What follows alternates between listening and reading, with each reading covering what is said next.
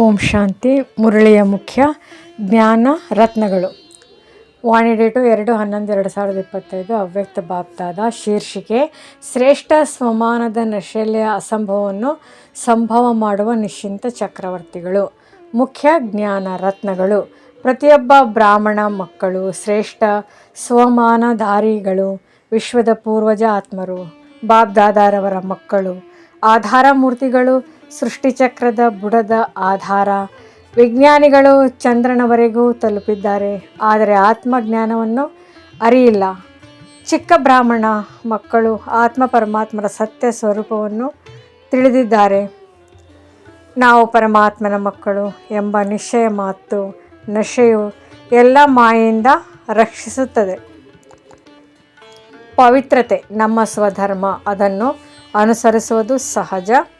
ಪರಿವರ್ತನಾ ಶಕ್ತಿ ಮತ್ತು ಶಾಂತಿಯ ಶಕ್ತಿಯ ಮೂಲಕ ಸಮಸ್ಯೆಗಳನ್ನು ಪರಿಹರಿಸಿ ನೆಗೆಟಿವನ್ನು ಪಾಸಿಟಿವ್ ಆಗಿ ಮಾಡುವ ಶಕ್ತಿ ಪರಮಾತ್ಮನ ಆಸ್ತಿ. ತಂದೆಯ ನೆನಪು ಮತ್ತು ಆಸ್ತಿಯ ನೆನಪು ದಿನನಿತ್ಯದ ಸಾಧನೆಯ ರಹಸ್ಯ.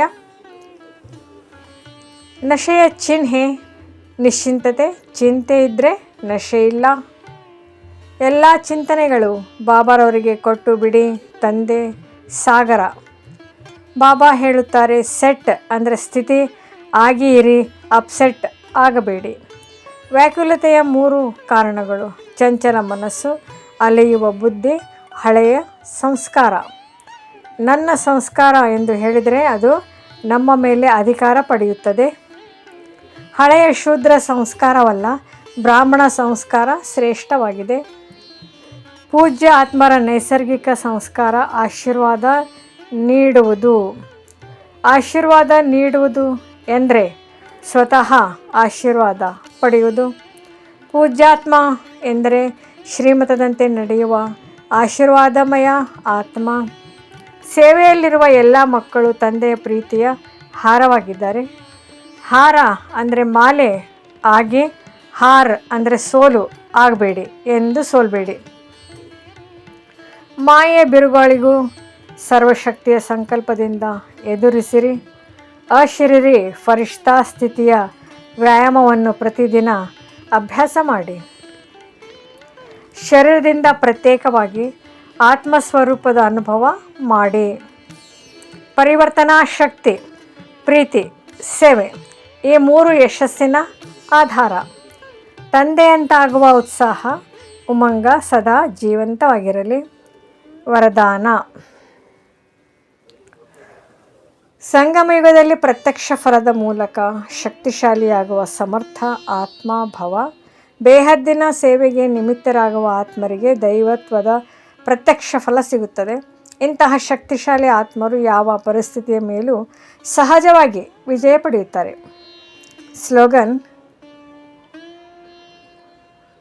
ಪಾಸ್ ವಿತ್ ಆನರ್ ಆಗಿ ಕಳೆದು ಹೋಗಿದ್ದನ್ನು ಪಾಸ್ ಮಾಡಿ ಮತ್ತು ಸದಾ ತಂದೆಯ ಜೊತೆಯಲ್ಲೇ ಇರಿ. ಅವ್ಯಕ್ತ ಸೂಚನೆ: ಆಶರೀರ ಸ್ಥಿತಿಯ ಅಭ್ಯಾಸ ಹೆಚ್ಚಿಸಿರಿ. ಹೇಗೆ ಬಾಬ್ದಾದ ಆಶರೀರದಿಂದ ಶರೀರದಲ್ಲಿ ಬರುತ್ತಾರೋ ಹಾಗೆ ತಾವು ಸಹ ಆಶರೀರಿಯಾಗಿ ಕರ್ಮನಿರತವಾಗಿರಿ. ಆತ್ಮ ಶರೀರ ಬೇರ್ಪಟ್ಟಿರುವ ಅನುಭವವನ್ನು ದಿನನಿತ್ಯದಲ್ಲೂ ಮಾಡಿ. ಸಾರಾಂಶ: ಈ ಮುರಳಿಯಲ್ಲಿ ಬಾಬ್ದಾದ ಹೇಳಿದರು, ಶ್ರೇಷ್ಠ ಸ್ವಮಾನದಲ್ಲಿರುವ ಮಗುವು ಅಸಂಭವವನ್ನು ಸಂಭವ ಮಾಡಬಹುದು. ತಂದೆ ನಿಶ್ಚಿಂತ ಚಕ್ರವರ್ತಿಗಳಾಗಿ ಜೀವನ ನಡೆಸಿ.